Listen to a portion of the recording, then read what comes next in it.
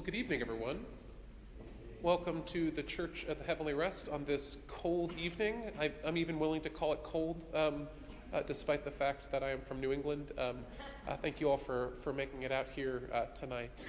We are delighted to welcome for our very first chamber music concert of 2024, Alison Reed, who is a harpist from Dallas, but she has a lot of experience here in Abilene. She has played with the Abilene Philharmonic and with the Abilene Opera Association, and maintains a active performing schedule elsewhere, and is a good friend and colleague of our organist Tom Pavlechko. And so we're delighted that she is kicking us off this year. The Abilene Chamber Music Concert Series has been going for a good 15 years or so, and it has always been a gift to the Abilene community. We never charge any admission for these concerts, but it does cost money to make this happen. And so if you'd like to support the work of this concert series, there is an alms basin back there, and we invite you to be generous. And if you'd like to sponsor a concert, feel free to contact Tom Pavlechko. But in the meantime, will you please help me welcome our friend and our performer this evening, Alison Reed.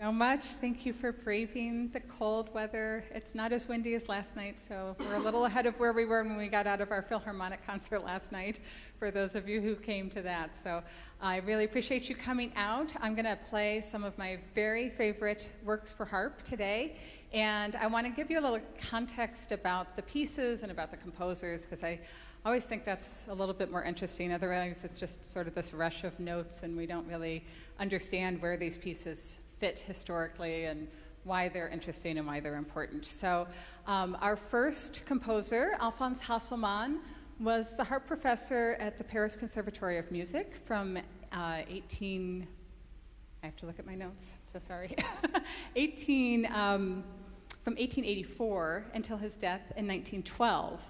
And he was the teacher for just a generation of really influential harpists of the 20th century.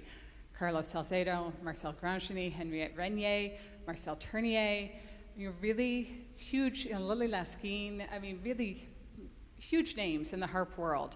And you will hear music by some of his students later in the program.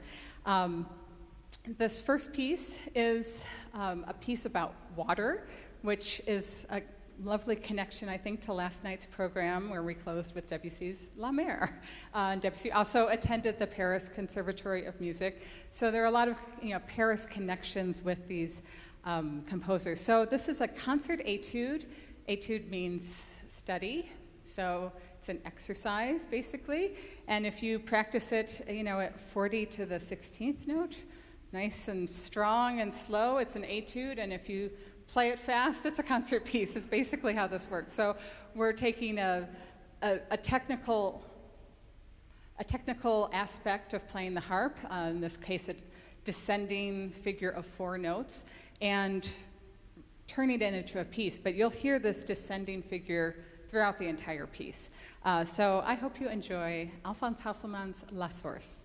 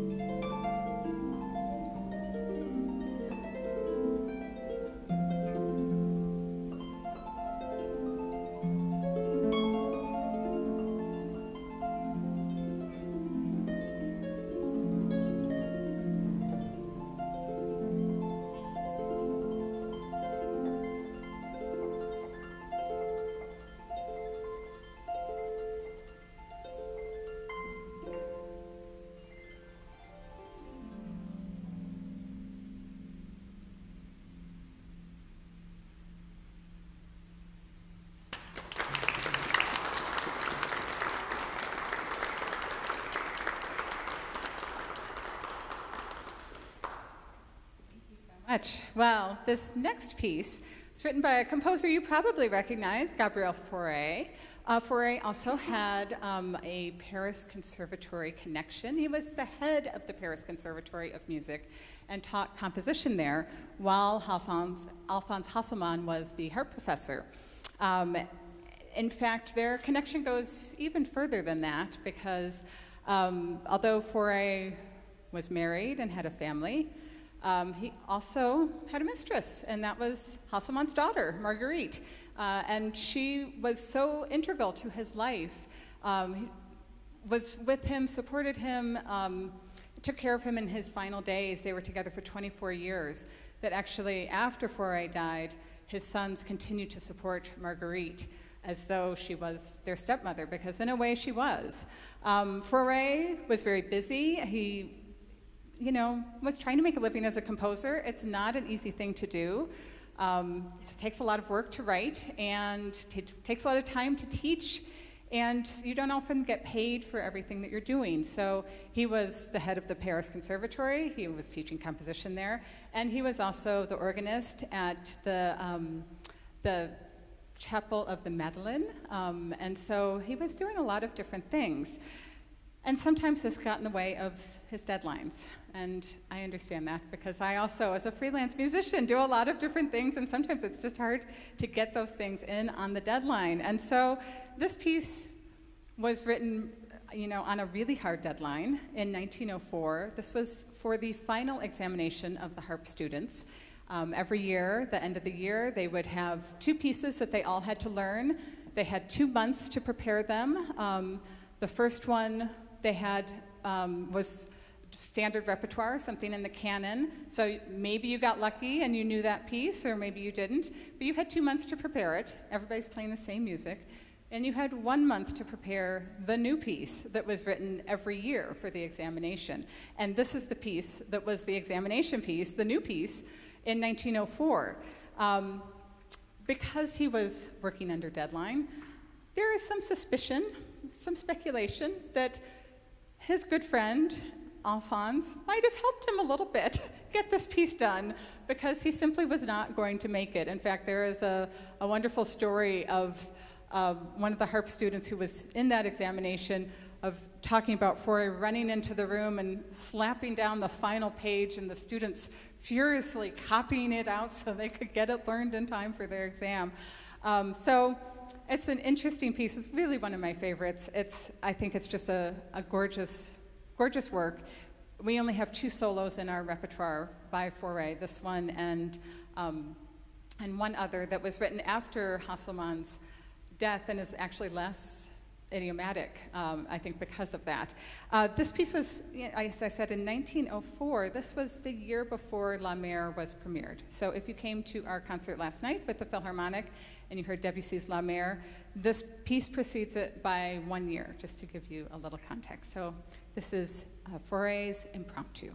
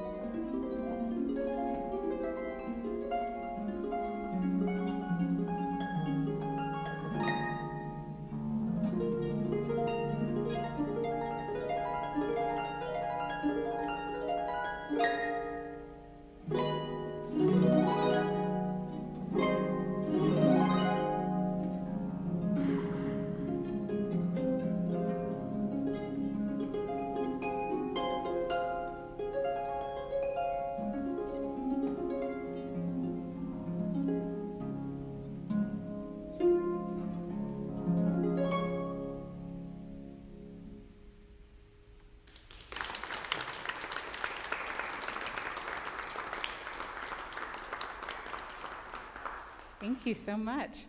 Well, the next piece is a set of 5 pieces. And before I get into those pieces, I want to tell you a little bit about the harp. Now that you've gotten a chance to see it a little bit and hear it, one of the most common things people say to me when they come up to me in this kind of setting or somewhere in a more public setting even is, I've never been this close to a harp. So you're closer now than you probably ever have been, so I want to tell you how it works a little bit. You might be able to see from where you're sitting, we have different colored strings. All of our red strings are C, and all of our black strings are F.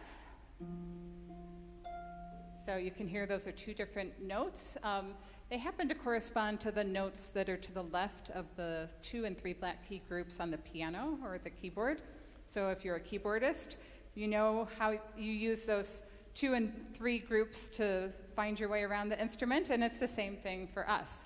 Now, the big difference is that in the back, we have 7 pedals, and just because I'm using an iPad and I have actually an 8th pedal over here on the floor, I'm not going to turn it around for you to see it at the moment, but if you notice, my feet are moving pretty actively sometimes, and that's because I'm changing the notes that are available. So we have 7 pedals because there are 7 notes in the musical scale, A through G, and each pedal has 3 positions. So we have flat, natural, and sharp. If we go back to our red C string, you'll hear the change in the pitch as I move my foot. So C flat, C natural, and C sharp. If you're sitting on this side, you might notice these little discs at the top are moving as my feet are moving. One of the percussionists last night was sitting behind me during Don Juan, and he said, you know, I've watched you play for a long time, and, you know, I know about the harp, but I was watching all those discs moves, and that's a lot of movement in there. And I said, yeah, it is. So I said, I could feel you watching me. So so it's kind of a, you know, it is a really fascinating instrument, and you're welcome to come take a closer look at it at the end. This next group is written by Carlos Salcedo, one of Hasselmann's students, and actually my teacher's teacher. So in a way, there's a direct connection through Salcedo and up to Hasselmann. And it's a connection I feel deeply, and I do really feel connected to his music. My teacher was very insistent that we learn all of Salcedo's works and that we knew a lot about him. He was a very interesting, cutting-edge kind of guy. He was friends with a lot of artists in the avant-garde and composers like Ravel and Villalobos, and he wanted to take the harp kind of out of the French salon, which you've just been listening to, kind of French salon style music, and bring it into the 20th century. So he explored what we call extended techniques or special effects. So I'll be doing, in addition to the glissando, which you've already heard me play. Let me set my pedals so you have a pretty glissando to listen to. You know, everybody's favorite harp sound. I'll also be playing harmonics, which is to play the top half of the string. So the natural string sounds here. The harmonic has a more bell-like sound. I'll also be doing some playing with the nails, which is going to sound like that. It's on purpose, don't worry. I think that's about as exciting. We don't have anything too crazy in this. Some of his pieces really kind of push the envelope, especially for his time. But Salcedo was sort of a mystic and very into numerology. So not everything, but a lot of the pieces that he wrote were in repetitions of 5. So you'll notice the title of this, 5 pentarhythmical pieces for harp. Pentarhythmical, you know, only Salcedo would use a word like that. It just means rhythms of 5. So actually all the preludes are in meters of 5, 5/4, 5/8, and they mostly have quintuplets running through them. So each beat is divided also into 5. Incidentally, the harp that I play is the Salcedo model. It's a model that was designed by Salcedo, and you will also notice repetitions of 5 on this harp. The 5 sections of the column and the kind of the racing stripes that we have coming up the soundboard. It's kind of all around his image of the world. So each of these preludes explore different feelings, very different affects. This first one, Lamentation, it feels like a communal lamentation, and I think with all the things going on in the world, in Ukraine and Israel and Gaza, so many other places in the world, I think we can feel the anguish that he expresses in this first one. And then, we'll get a little relief and quietude. Iridescence has a little shimmery kind of scale passages. Introspection, I think you'll feel the introspection in the last one. And then Whirlwind will live up to its name at the end. I'll just give you a little warning. There's a big crash at the end of Whirlwind.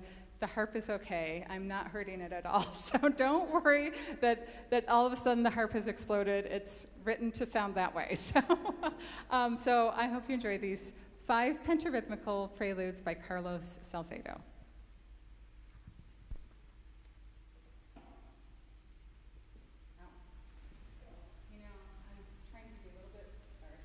Trying to give you a little bit of context between this program and the Philharmonic programs, because I did think about this. Salcedo was born just 2 years before Don Juan was written, so the first piece that we played on the program last night, Richard Strauss's Don Juan. So I'm sure Salcedo didn't hear it as a 2-year-old, but that gives you a little bit of context. And then these pieces were written about 6 years after Stravinsky's Firebird, which we played in the fall, if you heard that. And actually, I do see we have a couple of young people in the hall today. For Firebird, when we did it with the Philharmonic, we had wonderful children's drawings of Firebirds projected as we played, and I just loved that. So that was in 1911. These pieces are from 1917, and a year later, Gustav Holst would write The Planets, which we performed on last season's concerts.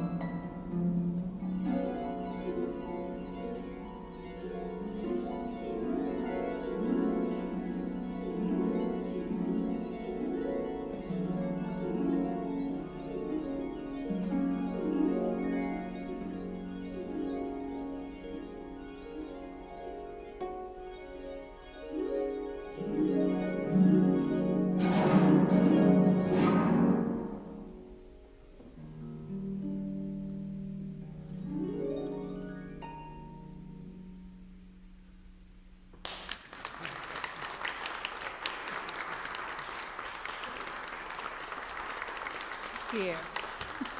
Thank you. Not exactly what you expect to hear out of the harp in some of those, but that's okay. We all need a little stretching of our musical minds when we come to concerts, I think. The next two pieces on the program are keyboard works, in a way. The first one, is, of course, written by the great Polish composer Frédéric Chopin. And this was actually his very first nocturne. It was written in 1826, but it was not published until after his death, and it was published in 1855. Up until this point, the nocturne had been the pet project of a composer named John Field. He's an Irish composer. But when we think of piano nocturnes, I think we immediately think of Chopin now. So this is a piece written for piano. As I explained before, the pedals have, basically all your accidentals. Every time you need to change from an F to an F sharp, you've got to move a foot to do that. So Chopin generally does not translate very well to the harp, because if you've ever played anything by Chopin, you'll know there are accidentals everywhere. Doesn't matter what key we start in, we are just going to go all over the place harmonically. This piece is actually a piece that I have loved since I was in college. This was kind of the one piece, the thought of being able to play this piece on piano was probably the only thing that got me through my 2 years of piano class that I had to take as a harp major. There are so many differences between the harp and the piano. It's really kind of tricky to make that transition. And I have tried to transcribe this in the past. This transcription is by a Russian harpist named Alexander Boldachev. And I think he's done a wonderful job, a few little changes in what we play, just because it's just not physically possible to play it note for note the way it is in Chopin's hand. But I just think it's a wonderful piece and makes me wish I could really play the piano. So I hope you enjoy the Chopin Nocturne in E minor.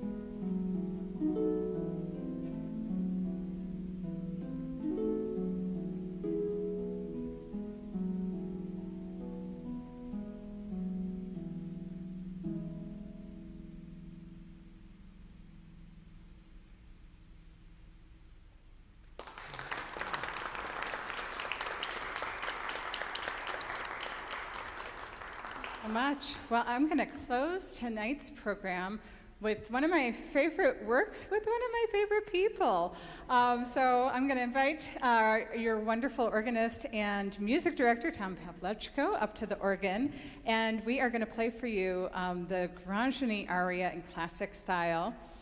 Just a little bit of background on Grand Genie. Grand Genie, as you can probably guess from his name, was a French harpist, and he studied at the Paris Conservatory with Hasselmann. He's a little younger than Salcedo, so I don't think they were actually there at the same time. But he was also an organist, and in fact, during the First World War, he worked as an organist at the Cathedral Sacré-Cœur in Paris, a very famous cathedral. So I think you can hear his wonderful organ skills in his writing for the organ. This piece was originally written for harp and organ. It's also been arranged for string orchestra or string quartet. I've played it in so many different iterations, different size groups, and the thing that always comes through with this piece is I just think this is a piece that everybody can love. It's just so accessible. It's so beautiful. I have played it for weddings, funerals, concerts, you know. It's really, it goes everywhere. And I'm just delighted to have Tom playing this with me. We've had a good time putting this together. It's so lovely to have him here in Abilene. You know, we were playing a wedding together at Christ the King in Dallas, where I've known and worked with him for years and years. And he said, I have a bit of news, and I'm going to be moving. And I said, oh no, where are you moving to? And he said, well, I'm moving to Abilene. I said, you're moving to Abilene? I play with the Philharmonic. I can't believe you're going to be there. And I said, oh, you're going to love it. And he has loved it. He has really enjoyed being here. And I have loved getting to see Abilene, which is, you know, a city that I've been coming to for over 20 years to play with the Philharmonic, work for the Abilene Summer Music Festival, play for the opera, various things in town. And to get to share that with someone that I know back in Dallas, and then to hear his love of the city that I feel like is kind of a second home for me musically here. It's just a real joy that, you know, everything I said, he said, yeah, everything is right. You know, there's all these wonderful hidden gems in Abilene, and you just wouldn't think there's this gorgeous church and this wonderful Philharmonic and the beautiful Paramount Theater and the wonderful Grace Museum and all these amazing things that are here in Abilene. So it's just a joy to have him here and get to visit him here, although I miss him in Dallas. But it's fun to get together, and, you know, we've gotten to get together and go to dinner before Philharmonic concerts. And he will be playing with us in March for the Fauré Requiem. So I'm looking forward to getting to collaborate with him there as well. So we hope you enjoy the Grand Genie aria in classic style. I am going to move the harp a little bit so that we have some chance of communication here between the two instruments. And so if you haven't had a good view of a foot, you might have a better view of the right foot now, because I'm going to be turning the harp kind of in this direction. So so you might get just a little different perspective as well. So I think that's helpful. So thank you so much.